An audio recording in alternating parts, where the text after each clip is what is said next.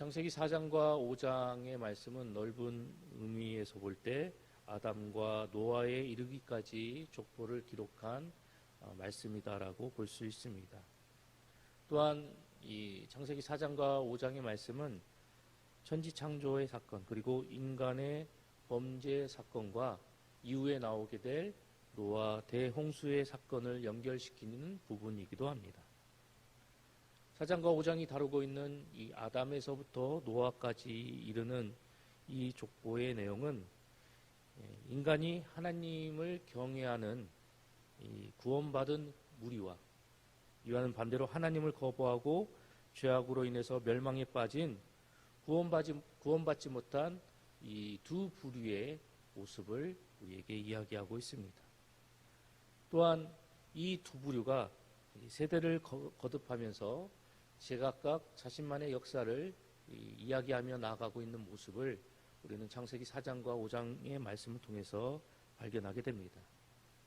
그 가운데 오늘 우리가 함께 살펴본 이 본문의 말씀은 가인의 계보와 그리고 죽임을 당한 아벨을 대신해서 하나님께서 새로 이 아담의 가정에 주신 이 셋을 이야기하면서 이 셋을 통해 이어지는 그 계보에 대한 이야기를 기록하고 있습니다. 이 내용을 통해서 이제 이 가인의 계보와 그리고 셋을 통해서 이어지는 이 두 가문의 계보가 각기 구별되어진 채 각 가문만의 역사를 이어나가게 되는 모습을 오늘 본문의 말씀은 우리에게 이야기하고 있습니다. 오늘 이 16절에서부터 24절까지의 말씀을 살펴보면 가인 계통의 이 족보의 내용을 기록하고 있습니다. 그리고 이 7대의 내용에 대한 말씀들을 기록하고 있고 마지막으로 25절에서부터 26절까지는 앞서 말씀드렸던 것처럼 아벨을 대신해서 이제 셋이 등장하면서 셋을 통해서 그 가문이 계속해서 이어져 나가게 되는 모습을 일종의 삽입 기사로 다루고 있는 모습을 보게 됩니다. 이러한 본문의 내용의 말씀을 통해서 우리가 발견하게 되는 하나님 말씀은 과연 무엇일까요? 먼저 첫 번째로 오늘 본문의 말씀은 하나님을 떠난 인간의 삶은 부패할 수밖에 없다라고 우리에게 이야기합니다. 본문 16절 말씀을 살펴보면 가인이 여호와 앞을 떠나서 에덴 동쪽 놋 땅에 거주하였다라고 이야기합니다. 이 16절 말씀은 이 가인이 자기가 원하는 대로 하고 그리고 자기가 원하는 대로 살기 위해서 하나님을 떠났다라는 것을 우리에게 이야기하고 있습니다.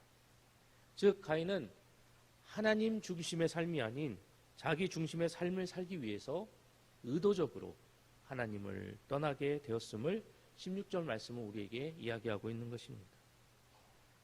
또한 이 17절의 말씀을 살펴보면 성을 쌓고 그 성 이름을 자신의 아들의 이름으로 명명한 모습을 보게 되는데요. 이 또한 하나님이 없는 인본주의적인 삶을 가인이 추구했다라는 사실을 우리는 이 두 구절의 말씀을 통해서 발견하게 됩니다.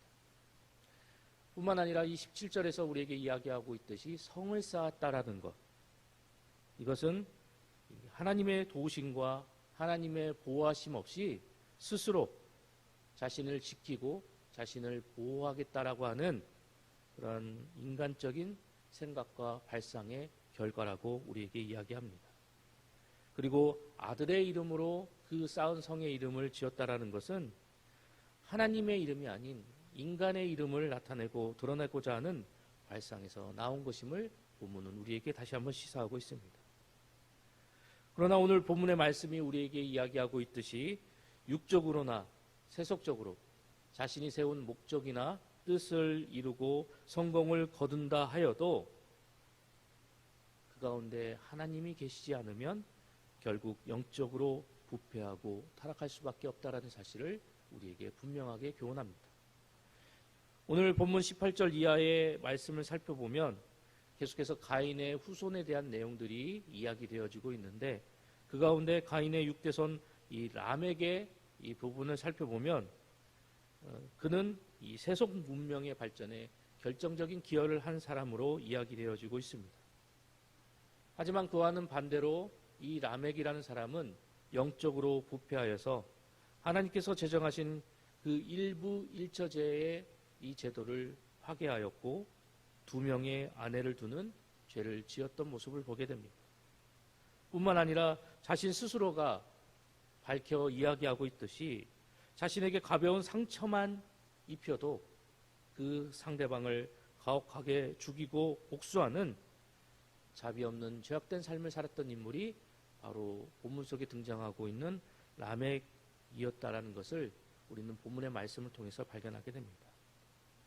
이러한 라멕의 모습을 통해서 다시 한번 발견하게 되는 것은 하나님을 떠난 인간의 삶은 필연적으로 타락하고 부패할 수밖에 없다라는 사실입니다. 왜 그렇습니까? 그것은 바로 우리 인간은 죄인이기 때문입니다. 죄인된 우리 인간은 그 어떤 누구도 스스로가 하나님 앞에서 온전한 선을 행할 수 없는 그런 타락한 존재이기 때문입니다. 그렇기 때문에 이 죄인된 인간이 하나님을 떠나서는 범죄할 수밖에 없고 타락할 수밖에 없고 그리고 부패할 수밖에 없다는 사실을 본문의 말씀은 우리에게 다시 한번 강조하고 경고하고 있는 것입니다. 오늘 이 라멕의 모습을 통해서 이 본문의 말씀은 하나님을 떠나 범죄하고 부패한 인간의 삶은 결국 이 라멕의 모습과 같이 나타날 수밖에 없는 것이며 그리고 하나님을 떠나 부패하고 죄악된 삶으로 살아나가는 인간의 그 결말은 결국 공의로운 하나님의 엄중한 심판만이 기다리고 있다는 사실을 본문은 우리에게 다시 한번 경고하고 있는 것입니다. 오늘 말씀을 통해서 다시 한번 우리 모두는 내 마음의 중심에 무엇이 자리 잡고 있는가 다시 한번 살펴보아야 합니다. 오늘 본문이 이야기하고 있는 가인과 그의 후손들과 같이 하나님이 아닌 자신이 그 중심에 자리 잡고 있지는 않은지 우리는 우리의 모습을 되돌아봐야 할 것입니다. 그래야 해서 내 마음과 내 삶의 중심에 하나님이 계시지 않다면 다시 한번 그 하나님을 내 마음의 중심에 모셔드리고 그분이 우리에게 말씀하시는 그 말씀에 귀를 기울이며 그 뜻에 따라 온전히 순복하며 나아가는 거룩한 성도의 삶을 살아가야 할 것입니다.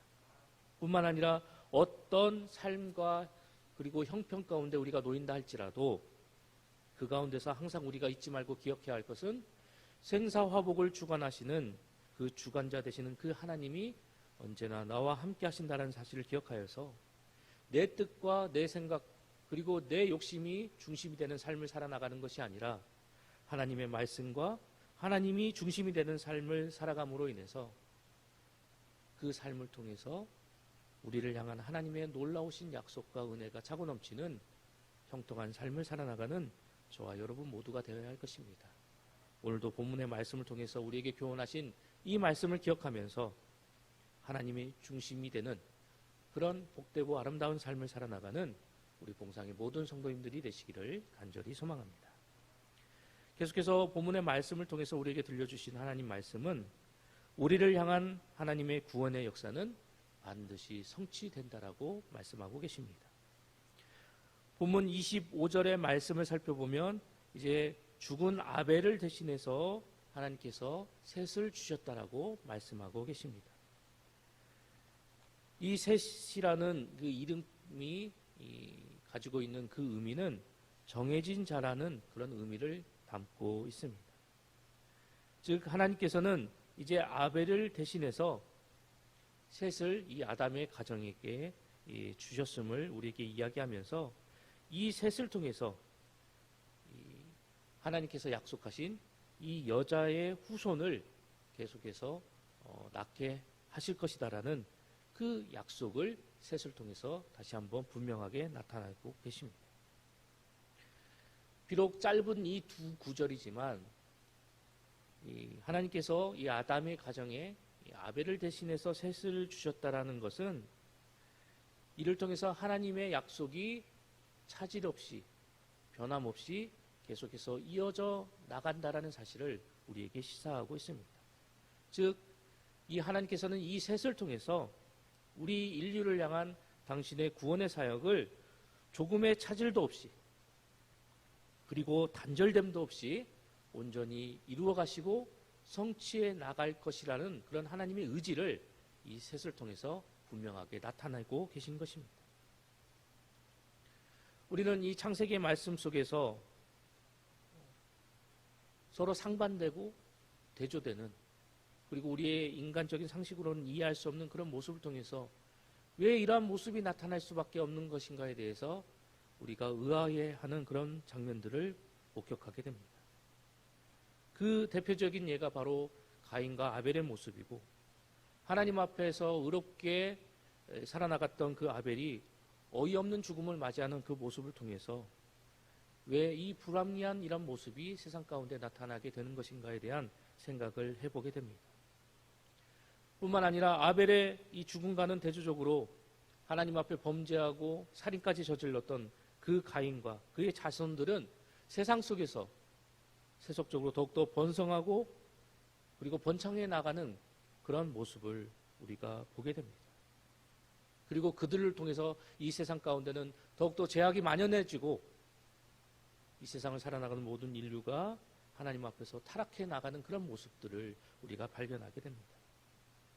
이러한 모습을 목도하는 우리 모두는 결국 하나님의 구원 사역과 구원의 역사가 중단되어 버리는 것인가라는 그런 생각을 가져볼 수밖에 없다라는 것입니다. 하지만 그럼에도 불구하고 하나님께서는 이 아담의 가정에 셋을 허락하여 주심으로 말미암아 아무런 희망도 없고 죄악에 만연한 그 세상 속에서 우리 인간을 향한 그 구원의 역사가 조금의 차질도 없이 그리고 단절됨 없이 온전히 이루어져 나가게 된다는 사실을 분명하게 나타내고 계십니다.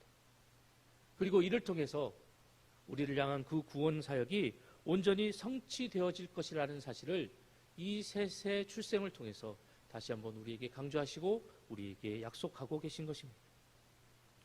실제로 우리가 잘 알고 있는 것처럼 예수 그리스도께서 이 땅에 오시기까지 하나님은 우리 인류를 향한 그 구원 사역과 그 구원의 역사를 단 한순간도 끊김없이 단절됨 없이 계속해서 지속해 가셨으며, 그리고 결국 그 예수 그리스도를 통해서 우리 인간을 향한 하나님의 놀라운 그 구원의 사역을 성취하셨음을 우리는 성경의 말씀을 통해서 발견하게 됩니다. 하나님은 암울한 역사와 우리 인간의 현실 속에서도 우리를 향한 그 위대한 구원의 사역을 결코 단절됨 없이 온전히 이루어 오셨고, 그리고 지금도 그 구원의 완성을 위해서 계속해서 하나님의 뜻을 이루며 나아가고 계십니다. 그렇기 때문에 우리는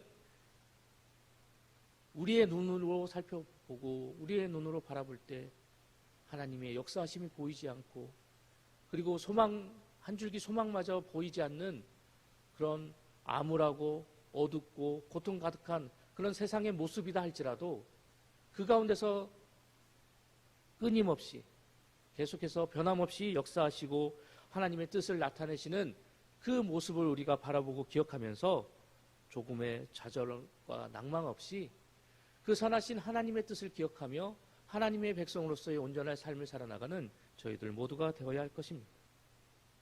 비록 우리의 현실은 우리를 아프게 하고 우리를 괴롭게 하고 우리를 힘들게 한다 할지라도 그 가운데서 우리를 향한 선하신 뜻을 베풀고 그리고 우리를 하나님의 귀한 은혜의 자리로 이끌어 나가실 그 하나님의 능력의 손이 언제나 우리를 붙들고 계시고 우리를 이끌어 나가신다는 사실을 우리는 믿음으로 고백하고 확신하며 그 하나님만을 의지하며 나아가는 저희 모두가 되어야 할 것입니다.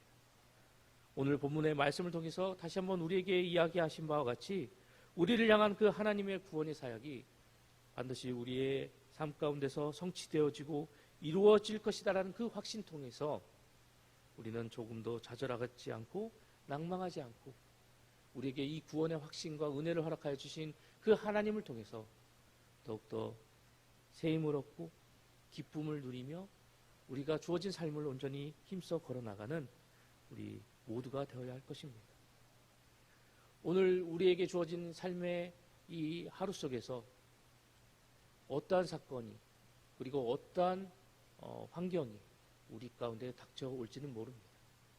하지만 그 가운데서 우리가 반드시 잊지 말고 기억해야 할 것은 상황과 환경과 형편이 어떠하다 할지라도 우리의 구원 되시는 그 하나님이 늘 우리와 함께 하시고 그 능력의 손으로 온전히 우리를 붙들어 나가실 것이다라는 사실입니다.